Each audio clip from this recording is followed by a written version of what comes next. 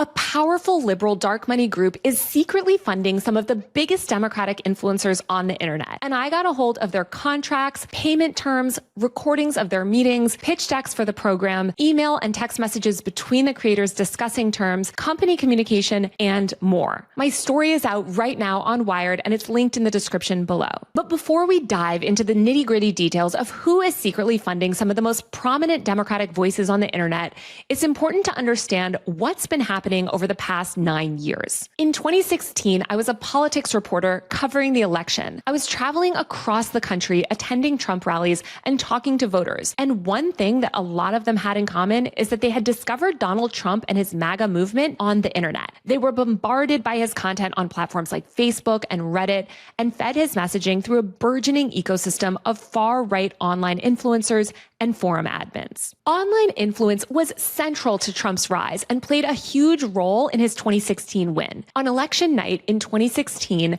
while almost the entire mainstream media was huddled up in the Javits Center watching Clinton lose, I and a small handful of other journalists were across town at the Midtown Hilton, where Donald Trump was camped out with his family and campaign advisors. I was in the room at the Hilton when Trump won and stayed at that event until 6 in the morning. What was notable that night, and why I think that evening was such a watershed moment, is that when Donald Trump took the stage for the first time as the incoming president, he was surrounded by new media. That big party room at the Hilton was packed with MAGA influencers, far-right internet personalities, and popular online figures. And when Trump took office just a few months later, those influencers were there again. They all got together to celebrate the night before his inauguration at an event called the Deplorable. The event was a who's who of early MAGA content creators.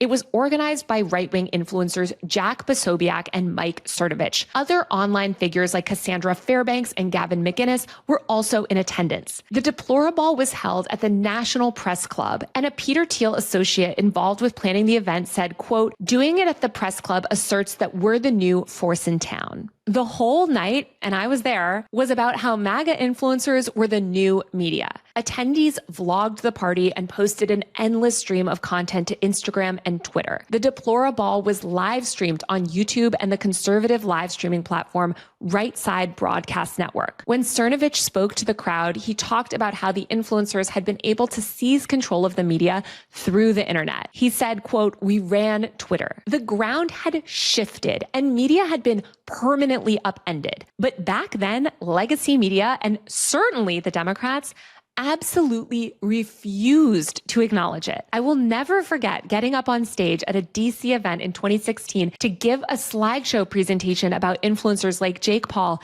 and the entire crowd just laughing. Throughout the 2010s, the mainstream media continually declared that the influencer industry was dead, that content creators were just selfie-obsessed narcissists. Not a single mainstream media outlet had a dedicated beat reporter covering the content creator industry. Instead, legacy outlets declared this whole shift towards independent influencers as a fad. They refused to acknowledge how online influence played a pivotal role in Trump's win, aside from blaming Russia for buying Facebook ads. They ignored the MAGA movement's very real and very organic grassroots support online and acted like Trump's win was an anomaly. But the reality is that conservatives have been laying the groundwork for total online dominance for years. The far right began cultivating a personality-driven media ecosystem back in the days of talk radio in the 90s. And when the internet came along and social media began to really take hold in the 2010s, conservatives leaned in hard. Turning Point, a nonprofit that advocates for conservative politics in high school and college, was founded by Charlie Kirk in 2012 and quickly emerged as a de facto influencer network. Ben Shapiro founded the Daily Wire, which birthed a slew of right-wing influencers just a couple years later in 2015. Around that same time, Gamergate, a misogynistic hate campaign aimed at driving progressive women out of video games and media, provided a blueprint for how the internet could be weaponized by the far right. Gamergate also catapulted the first generation of MAGA influencers to fame. The alliances that formed around Gamergate's participants, including Milo Yiannopoulos, Candace Owens, and other future right-wing internet stars, eventually metastasized into a sprawling network. In their book, Meme Wars, the writers Joan Donovan, Emily Dreyfus, and Brian Friedberg argue that Gamergate funneled an entire generation of young reactionaries to MAGA. Steve Bannon, who was central to Donald Trump's win,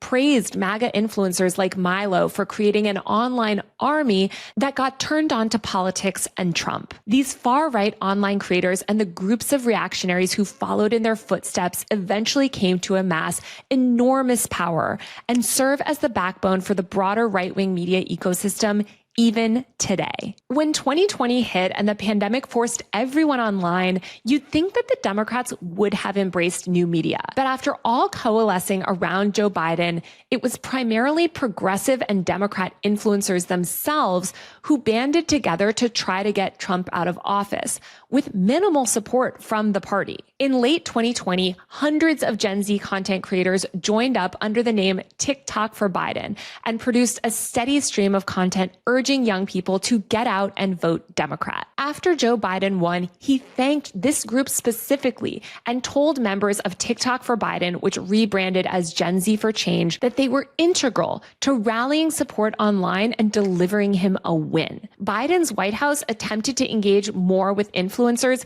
especially in its early days. COVID had made everyone, including the media and even men in Silicon Valley who had maligned the influencer industry for years, realize that the creator economy was probably here to stay. But they still sort of treated it as a sideshow that was secondary to traditional media outlets like CNN and the New York Times. In 2021, the Biden White House worked with influencers to promote the rollout of the COVID vaccines. And in 2022, the administration began briefing TikTokers about the war in Ukraine. But soon, influencers began asking hard questions, especially those progressive Gen Z influencers who helped get Biden elected. When Biden falsely declared that the pandemic was over in 2021 and started to dismantle public health and enact policies on COVID that were further to the right of Donald Trump, disability justice influencers challenged him. And when Biden approved drilling projects that would devastate the environment, climate activists on TikTok fought back. Then, after October 7th, when Biden began manufacturing consent for a genocide against the Palestinians and sought to ban TikTok because it was allowing young people to see what was actually happening in Gaza, content creators began asking tough questions of the administration. Biden's response, though, was to completely cut them off. The White House began leaving progressive content creators off invite lists and only working with milquetoast Democrat creators who towed the party line and basically never spoke out against injustice. Khalil Green, a history content creator, told me at the time, quote, "I have noticed that there have been a lot more events with creators at the White House, but the creators that are getting invited are the creators who are very pro-Biden and just parroting talking points or sharing photo ops of them smiling with the president, not the creators who have been critical." Green said that he hadn't been invited to the White House since he criticized the administration over the TikTok ban and genocide in Gaza.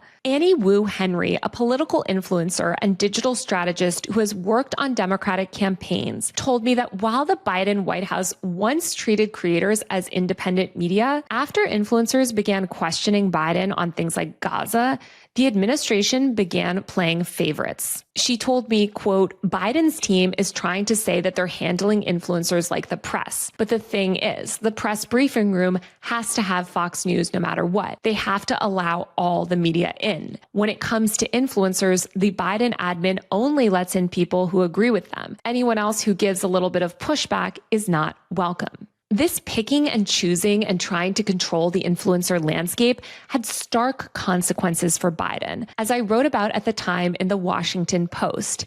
In the first 4 months of 2024, nearly a quarter of top left-leaning content creators on TikTok posted anti-Biden content, according to Credo IQ, a social media analytics firm. Those posts collectively amassed over 100 million views. The majority of anti-Biden content was from young, non-white creators who were talking about how Biden and the Democrats were out of step with the culture and what most young voters wanted. According to a 2024 Morning Consult poll, 2/3 of Gen Z voters, that's 67%, said that Biden's decision to back the TikTok ban, support the genocide in Gaza, lie about COVID being over, approve new oil and gas drilling projects, among a slew of other issues, made them unlikely to support him and left a sour taste in their mouths about Democrats. When Kamala Harris became the nominee after Biden dropped out in late July, things didn't improve much. The Harris campaign's influencer strategy was totally backwards. Rather than capitalize on the momentum that she had initially amassed from progressives online, the campaign shunned left-leaning content creators in favor of more controlled media appearances. They sought to crack down on online speech and blacklisted content creators who had criticized the administration or Joe Biden. The Democratic National Convention in Chicago initially accredited over 200 creators under their Creators for Kamala program, and even placed some on the convention floor. But the Harris campaign and Democratic establishment only admitted influencers who were already extremely loyal to the DNC. Instead of embracing a wide range of creators on the left, including progressives, the Democrats built a tightly controlled echo chamber. The campaign once again blacklisted influencers who interviewed members of the uncommitted movement or spoke out about the war crimes that the Democratic Party and Joe Biden had sanctioned. Several high-profile content creators had their access revoked mid-convention. Hassan Piker, the largest and arguably most culturally relevant influencer on the left, was initially invited to the convention, but after he interviewed delegates from the uncommitted movement, his access was revoked on stream. This approach alienated younger voters who increasingly get their political news through authentic, unfiltered online voices. And it revealed a deep misunderstanding of how cultural legitimacy is earned in the digital era. The content that was produced under this strategy flopped hard. Harris's Call Her Daddy interview, which was heavily promoted as this major moment to reach young audiences, was stiff and felt scripted. Instead of viral moments, the campaign had centrist Democrat influencers with no organic audience repeat sterile talking points, avoiding the issues that people actually cared about. Meanwhile, Harris passed on opportunities to meet audiences where they were truly engaged. She bombed so badly on a potential appearance on Kareem Rama's Subway Takes that the video didn't even get posted. She also failed to land an appearance on Joe Rogan. The Democrats funneled resources into glossy but lifeless content that just did not resonate with anyone outside of the DC consultant class. The DNC lauded Beltway-adjacent safe content creators with small audiences, while dismissing genuinely influential figures on the left. The result was an influencer strategy that completely squandered cultural capital and reinforced the perception that Harris was a manufactured and out-of-touch candidate. Throughout all of this, Trump was busy endearing himself to millions via freewheeling conversations with popular live streamers and podcasters. He went viral on podcasts like the Nelk Boys, Full Send, and Theo Vaughn. On November 5th, 2024, Kamala Harris lost. Trump won the popular vote, and the Democratic Party's abject failings could no longer be ignored. McKenna Kelly, a journalist for Wired and undeniably the single best reporter covering the intersection of politics and the internet, memorialized the Democrats' failed strategy in a 2024 piece titled, quote, "The Year the Democrats Lost the Internet." Media Matters founder David Brock, a staunch Democrat, told McKenna, quote, "The floor has absolutely collapsed with the Democratic Party's brand online. People who don't care about politics don't like us. People who care about and work in politics don't know how to represent us. We are seen as completely out of touch, and as more folks turn to unconventional methods to get their news and media, we are set up for a colossal failure going forward without a strategy shift." For months, leaders of the Democrats, high-profile donors, and liberal political figures bemoaned their lack of support online. The Democrats were finally forced to confront the reality that the media landscape had shifted. In an article I wrote about Trump's win for The Hollywood Reporter, I found that by late 2024, by nearly every metric, legacy media was in decline. Average monthly unique visitors to websites for the country's top 50 newspapers declined 20% to under 9 million in the fourth quarter of 2022. According to Comscore data, the amount of time people are spending consuming legacy media content is getting shorter every single year. The influencer economy, however, is skyrocketing. It's set to surpass $500 billion by 2027,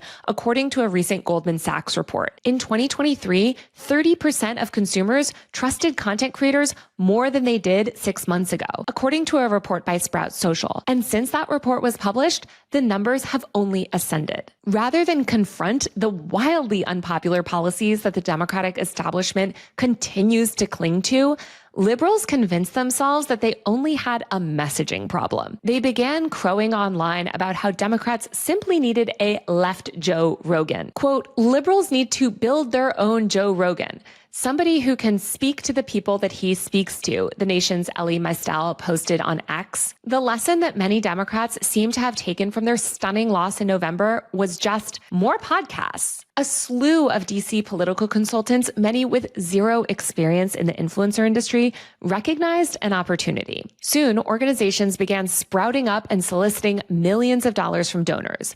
The billionaire and millionaire donors that Democrats are so reliant on were seeing headlines about the party's failed influencer strategy, and they wanted to put money towards changing that. But they also had no clue about how the internet works. The mainstream media, as usual, only made things worse. Instead of accurately explaining to readers that the Democrats' platform itself was the problem, traditional news outlets convinced a lot of rich people that if Kamala Harris had simply paid the right Twitch streamers or done a podcast or two more, she would have won. So it's into this climate that these nonprofits and consultancies start to emerge. One of the most high-profile ones is a nonprofit called Chorus.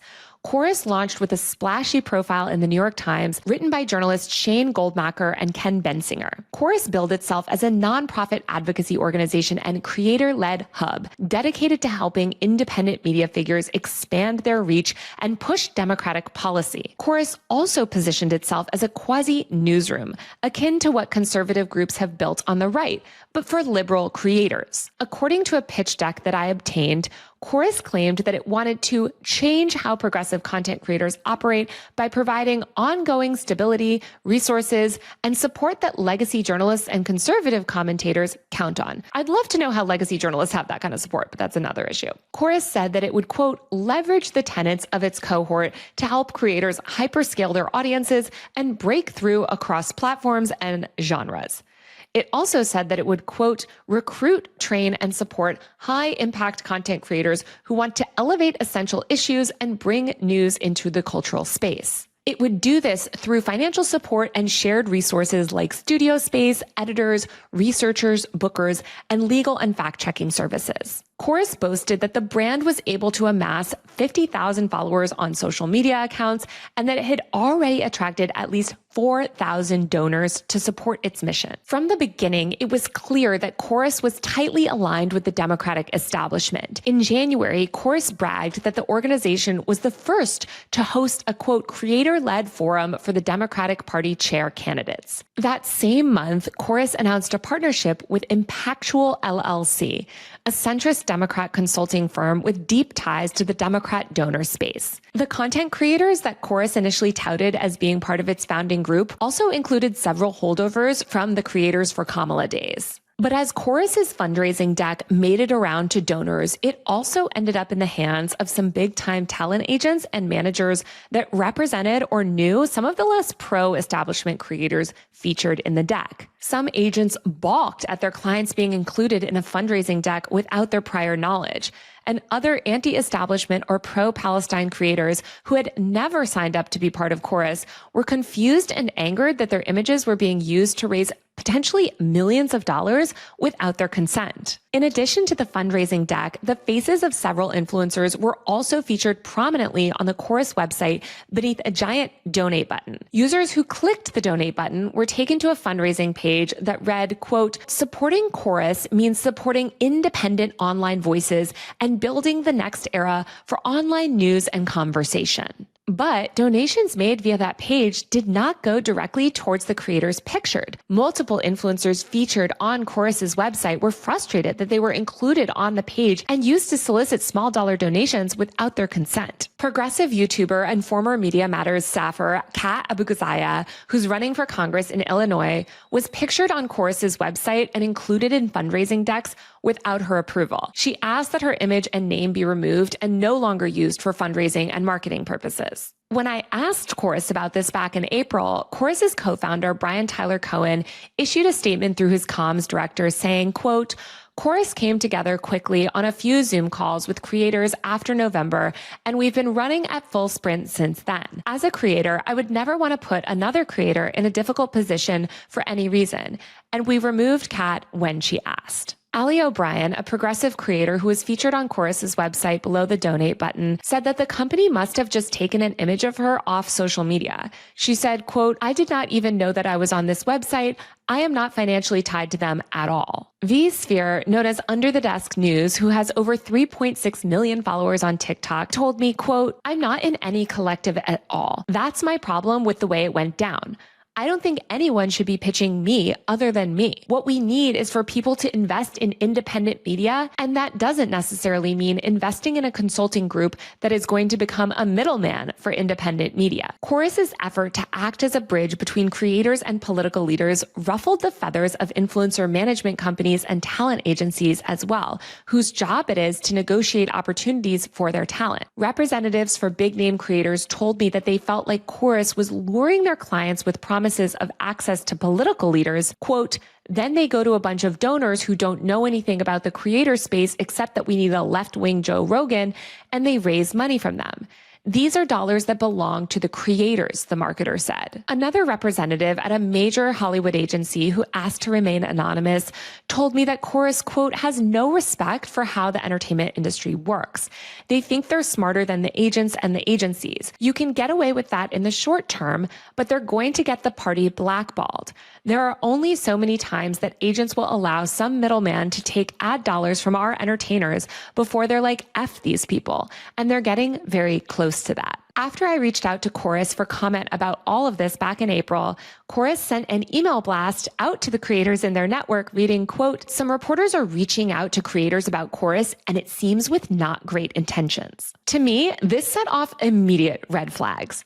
As a journalist, anytime you reach out for comment about something and the company or organization immediately starts smearing you, especially when they're bad-mouthing you to people who have nothing to do with the story, claiming that you have not great intentions, you know that there's more to that story. Let me just also say that claiming journalists whose job it is to challenge power, investigate wrongdoing, and report on news happening on their beats have some sort of bad intentions is really poor form. The job of a journalist is to be annoying. It's to piss people off. And especially to piss off people in power and to hold organizations to account. So I kept digging and talking to creators. I spoke to several creators who attended an early Chorus activation at the Capitol for Trump's joint address to Congress. The influencers were brought to the Capitol by Chorus to create content promoting Democratic messaging. It was marketed to the liberal content creators as an opportunity to interview members of Congress. But when they showed up, it became apparent that Chorus hadn't actually booked interviews for anyone aside from Brian Tyler Cohen,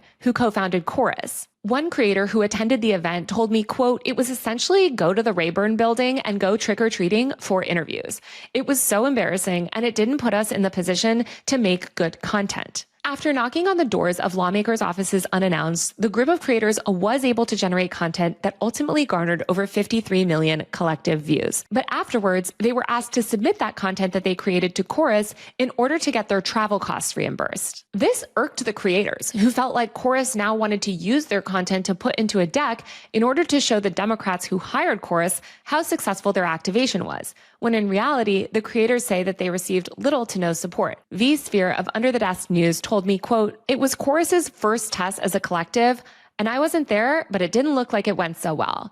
Creators made good content, but they would have made that content without Chorus. Through a spokesperson, Brian Tyler Cohen responded to me saying, quote, while not everyone who went to DC with Chorus had the same experience, this trip led to dozens of interviews and posts that generated an audience more than 50% bigger than the speech itself. I'm proud that an organization only a few months old had that kind of impact, and we're iterating so the experience and our reach can be even bigger next time. But a few months later, influencers began reaching out to me again about Chorus.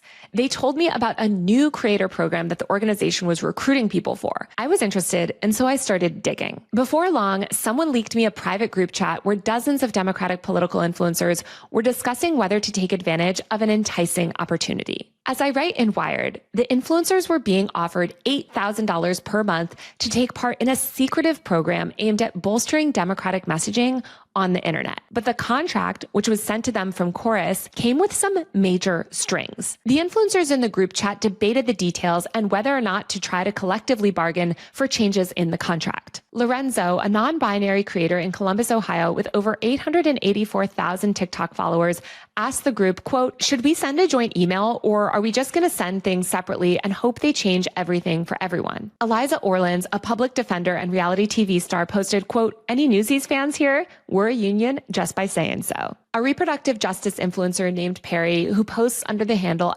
@WomenInAmerica, posted in the thread, quote, "Reading through this revised Chorus contract, like, you win some, you lose some. I also think there's at least 4 other things that should change." Laughing face. But the vibe I got from their email was that there would be minimal, if any, changes. Erin Parnas, a Gen Z news influencer who has been called the Gen Z Walter Cronkite, posted to the chat, quote, "I don't feel strongly about pushing, to be honest, in regards to the contract.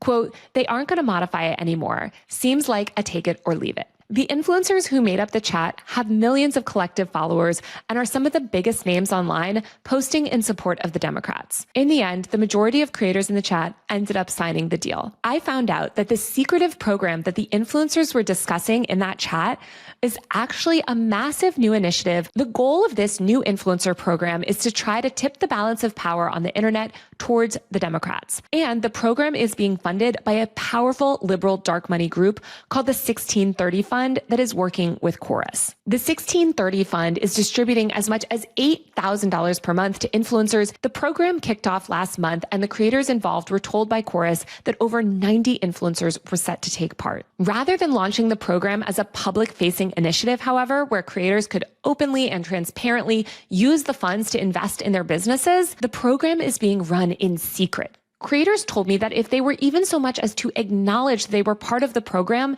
the contract stipulated that they'd be kicked out and essentially cut off financially. Influencers included in communication and an onboarding session for those receiving payments from the 1630 Fund include Olivia Juliana, the centrist Gen Z influencer who spoke at the DNC last summer, Barrett Adair, a content creator who runs an American Girl doll themed pro-DNC meme account, Suzanne Lambert, who has called herself a Regina George liberal, Sander Jennings, a former TLC reality star and older brother of trans influencer Jazz Jennings, David Pakman, who hosts an independent progressive show on YouTube covering news and politics, Lee McGowan, who goes by the online moniker Politics Girl, Lauren Pietra, a former Playboy executive turned political influencer who hosts a podcast for the Occupy Democrats, and dozens of others. According to copies of the contract that I obtained, the influencers are not allowed to disclose their relationship with Chorus or the 1630 Fund, or thus functionally that they're being paid at all. Here, I'm just going to quote a bit directly from my Wired piece, which is linked below. Dozens of liberal influencers are believed to have been approached by Chorus and the 1630 Fund about a financing opportunity this spring. They were told that Chorus appreciated the work they were doing online and were asked if they'd be interested in being part of the first cohort of a new program that Chorus was running to help, quote, expand their reach and impact, creators told me. Following the initial outreach from Chorus, many creators expressed concern about some stipulations within the contract. According to copies of the contract, creators in the program must funnel all bookings with lawmakers and political leaders through Chorus. Creators also have to loop Chorus in on any independently organized engagements with government officials or political leaders. One creator who was offered the contract but ultimately declined to take it and asked not to be named told me, quote, "If I want to work with another politician, I have to fully collaborate with Chorus. If I get Zor on and he wants to do an interview with me, I don't want to have to give that to them. The contract also prohibits standard partnership disclosures, declaring that creators will, quote, not publicize their relationship with Chorus or tell others that they're members of the program, quote, without Chorus's prior express consent. It also forbids creators from, quote, disclosing the identity of any funder and gives Chorus the ability to force creators to remove or correct content based solely on the organization's discretion if that content was made at a Chorus organized event. Graham Wilson, a lawyer working with Chorus, told creators on a Zoom call that I obtained a copy of, quote, there are some real advantages to housing this program in a nonprofit. It gives us the ability to raise money from donors. It also, with this structure, avoids a lot of the public disclosure or public disclaimers. You know, paid for by blah, blah, blah, that you see on political ads. We don't need to deal with any of that. Your names aren't showing up on reports filed with the FEC. I reached out to the Federal Election Commission about all of this, and they declined to comment. Already, creators in the program are creating content together. In a new weekly series titled Good News in Politics, 6 creators in the program shared a collaborative video running through liberal political wins. The caption read, "Follow these creators, bringing you hope instead of doom scrolling." There is zero disclosure from any of these creators on this post or others that they are part of this program or accepting money from the 1630 Fund. Elizabeth Dubois, associate professor and university research chair in politics, communication, and technology at the University of Ottawa, who's researched ways that influencers are reshaping the political system, told me for Wired that, quote, we are seeing influencers being pulled into these dark campaigns or shadow campaigns where the legal aspect is murky at best. Dubois added in my article for Wired, quote, sometimes it is actually clear that influencers are being used to, for example, evade spending limits. I think that we need to remember that for democracy to thrive, we do need transparency around who is paying for political messages. She added that political orgs and dark money groups are increasingly, quote, using this information environment in a way that allows them to circumvent transparency safeguards. For my Wired story, I also spoke to Don Hyder, the chief executive of the Marcella Center for Applied Ethics at Santa Clara University. He told me that the restrictions outlined by Chorus and the 1630 Fund violate ethical norms. He said, quote, if the contract for getting money from a particular interest group says you can't disclose it, then it's pretty simple. You can't take the money. We're living in an era where a lot of powerful people have basically taken the rule book and thrown it out the window. And this is the part that really shook me too. As an independent journalist and content creator myself, I think that trust is so absolutely important. With big public media companies, we know where their money is coming from.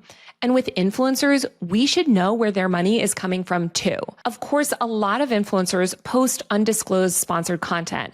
And I reached out to the Federal Trade Commission also about all of this. But I just think in terms of journalistic integrity as a content creator covering news and politics, you should be transparent about who's paying you. For instance, say you're watching one of my videos and I'm suddenly talking a lot about the Democrats, how they're the future and how they're amazing and how we all need to vote for them and support their failed policy agenda, blah, blah, blah, blah. Then it turns out that I'm actually getting paid tens of thousands of dollars from the largest and most powerful Democrat dark money group. It seems to me that that's the type of information your followers or audience have the right to know. And I'm sure creators will say, oh, but Chorus never told us explicitly what to say. And sure, maybe they didn't write out exact lines for you, but the creators who joined this program are expected to attend regular advocacy trainings and daily messaging check-ins, according to a Chorus representative's comments on a Zoom call that I obtained. Those messaging check-ins are led by Brian Tyler Cohen on rapid response days,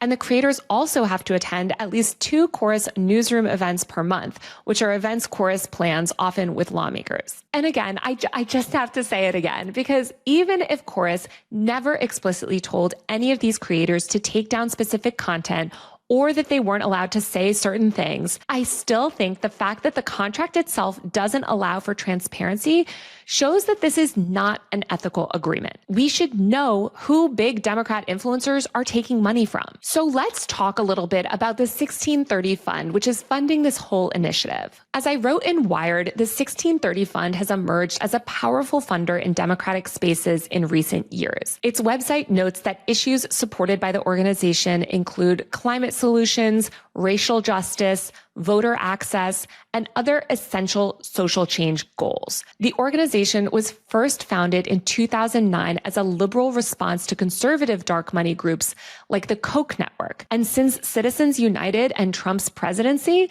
money flowing into the organization has soared. In 2018, the 1630 Fund provided $141 million to more than 100 liberal causes in order to bolster Democratic support during the midterms, according to a tax filing obtained by Politico. In 2020, the fund distributed more than $400 million to groups aimed at helping defeat Trump and flip the Republican Senate majority, according to the organization's public tax filing, which was first obtained by Politico. In 2022, the 1630 Fund spent $196 million backing state ballot measures on abortion rights heading into the midterms, according to NBC. Just 4 donors accounted for close to 2/3 of the 1630 Fund's revenue in 2023 alone, according to its tax filing. The largest donor to the 1630 Fund gave the group $50.5 million, with others donating $31 million, $21.8 million, and $13.6 million. And the way the organization is set up, because it's a dark money group,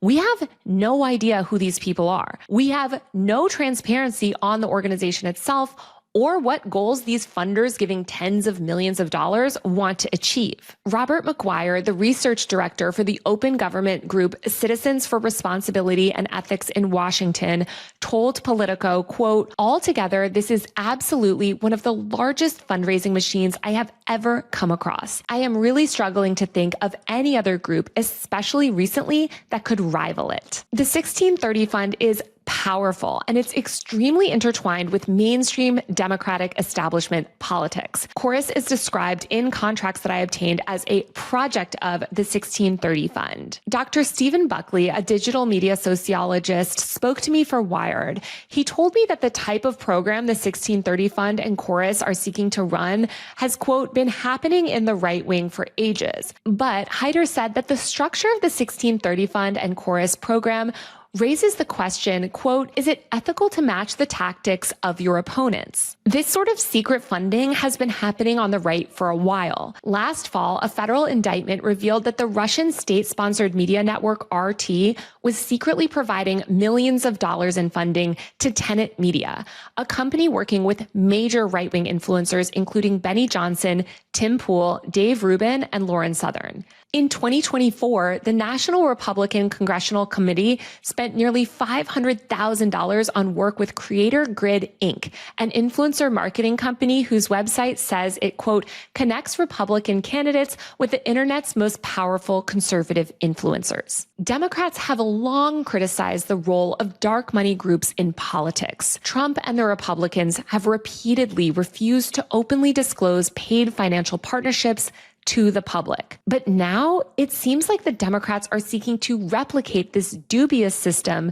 but use it to push pro-Democrat messaging. And let me just be clear, I wouldn't have as much of a problem with some of this funding stuff if it was going to actual impactful progressive creators or journalists. I still think that the funding should be disclosed publicly, like undeniably. But there are so many struggling creators on the left that are producing highly impactful, culturally relevant, and urgent work on crucial issues that are struggling to get by.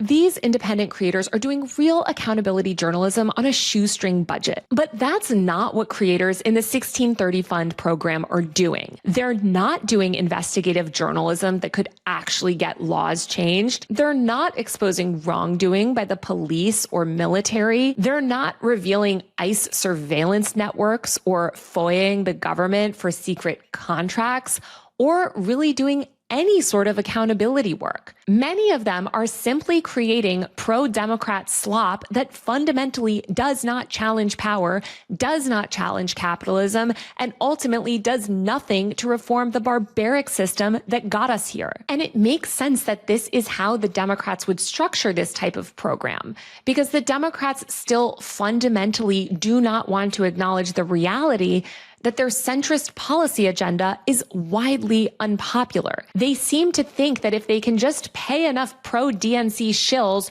to push boring content towing the party line, that will be the key to success. This strategy is bound to fail. It refuses to recognize the fundamentally decentralized nature of the online media landscape, and the Democrats are once again trying to dictate who gets a voice online. They want to control which creators are allowed into the movement, and they want to build these bottlenecks for access to lawmakers instead of making politicians more responsive and more accountable to the public. Programs like the one being run by Chorus and 1630 essentially seek to turn the very real and organic grassroots influencer ecosystem into a managed PR pipeline for centrist liberals. This is just replicating the same type of gatekeeping that's rampant in the mainstream media. And the result of all of this is subpar content that doesn't actually move the needle at all. Because the truth is that social media algorithms actually don't care if party insiders approve of certain messaging. What matters online is authenticity and relatability. And I just want to dig into this gatekeeper stuff just a little bit more because it seems to be such a consistent problem in the Democrat world. The Democrats spent months after their loss last fall bemoaning that there were no Democratic candidates or figures who could rally organic, widespread support, especially online. But when Zohran Mamdani built a massive grassroots movement that motivated hundreds of thousands of New Yorkers to vote and millions of young people to get more involved in the political system, Democrats sought to sideline him. Even today, Democratic establishment leaders have refused to rally behind Zohran and other left-wing, even slightly anti-establishment progressive online figures. The right-wing internet is chaotic, but ultimately the Republican media world isn't trying to build more gatekeepers or brokering access. And most importantly, they're willing to embrace content creators who don't always parrot the party line. And while this program might be the latest attempt, it's not the only one out there. As Teddy Schleifer recently reported in the New York Times, quote, at donor retreats and in pitch documents, liberal strategists are pushing the party's rich backers to reopen their wallets for a cavalcade of projects to help Democrats find the next Joe Rogan. The proposals are meant to energize glum donors and persuade them that they can compete culturally with President Trump if only they throw enough money at the problem. In addition to Chorus, there's And Media, which stands for Achieve Narrative Dominance. And Media was founded last November by Marissa McBride, a Democratic strategist who leads a donor group called Mind the Gap, and a slew of other establishment Dems who met at the headquarters of American Bridge, one of the largest Democratic donor networks. These Democrats want to run And Media as a for-profit company, and they're trying to raise $45 million over the next 4 years. They've already raised $7 million, and their business plan claims that And Media will directly fund influencers and help produce their content. And Media also wants to build a liberal creator talent agency and make deals with flagship creators. Another Democrat influencer media effort is called Project Bullhorn, which will supposedly pool money together in order to back creator projects. As Teddy reported in the New York Times, quote, the money is running through Jason Birkenfeld, who has advised the political giving of Eric Schmidt, the billionaire former chief Google executive, and others. Mr. Birkenfeld pitched the project to major Democratic contributors at a briefing featuring Senator Cory Booker of New Jersey. Project Bullhorn is seeking to raise $35 million in its first year, and it plans to raise a fund specifically to back left-leaning content creators on YouTube. They also want to create a matchmaking service to book liberal content creators on YouTube shows and podcasts. Because these people are definitely also capitalism pilled, they of course want to run these things like a business. Project Bullhorn plans to include a for-profit arm that will, quote, have the potential to reap significant returns, according to a pitch deck obtained by the New York Times. Another program called Double Tap Democracy was recently started by Rachel Irwin, who led a $30 million influencer program last cycle for Future Forward, the biggest centrist Democrat super PAC. Double Tap Democracy is already working with at least 2,000 influencers who have smaller followings to push Democrat messaging. And Rob Flaherty, the top official behind Kamala Harris's 2024 campaign influencer strategy, who also oversaw Biden's White House digital team, is also apparently seeking to raise money for a new for-profit company called Channel Zero, which will boost Democrat messaging. Channel Zero will allegedly provide back office services to content creators who already have large followings, according to the New York Times. Rob Flaherty is also advising Project Echo, a new 4-year, $52 million influencer program from the liberal nonprofit group People for the American Way. People for the American Way is spending about $10 million of its own money and pitching donors on the rest, according to its president. I also got leaked documents about another high-profile project from the Democrats that has not been announced yet. I'm planning to report all of that out in the future, so please subscribe to my Patreon to support my work. It's linked below. The Democrats are extremely unpopular right now. According to a new Wall Street Journal poll, 63% of voters hold an unfavorable view of the Democratic Party. The party's popularity is at its lowest point in decades. Only 33% of voters have a favorable view of Democrats, and just 8% of people, again, 8%, that is so low, have a very favorable opinion of Democrats. Meanwhile, the Democrats have a net negative favorability rating of 30 percentage points. One of the researchers who conducted this latest round of polling told Politico, quote, "The Democratic brand is so bad that they don't have the credibility to be a critic of Trump or the Republican Party. Until they reconnect with real voters and working people on who they're for and what their economic message is, they're going to have problems." Donald Trump sucks, okay? He is a fascist who's currently dismantling civil liberties and enacting draconian immigration restrictions, among so many other atrocities.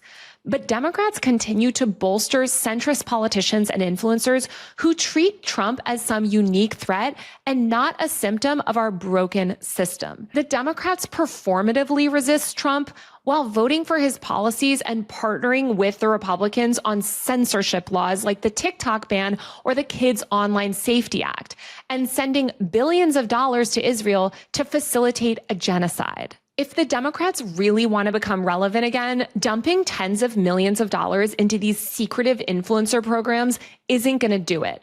The party needs to stop catering to billionaires and putting the interests of their mega rich donors over hard-working people. They need to stop doing things like throwing disabled people or trans people under the bus and kissing up to far-right fascists. Instead of blowing millions of dollars funding lame pro-Democrat centrists online who ultimately have no cultural impact and only exist to feed a steady stream of chum to blue MAGA MSNBC moms, these organizations should put that money towards backing labor reporters, climate investigators, housing organizers, tech accountability advocates, border correspondents, on-the-ground documentarians, all of whom already command enormous trust among their communities. They should look for influencers who are doing things like scrutinizing the police, uncovering scams and fraud, documenting city council meetings, and making real change. They should fund creators who scrutinize power at all levels and attack billionaires. They should put money towards the unglamorous stuff that creates real change.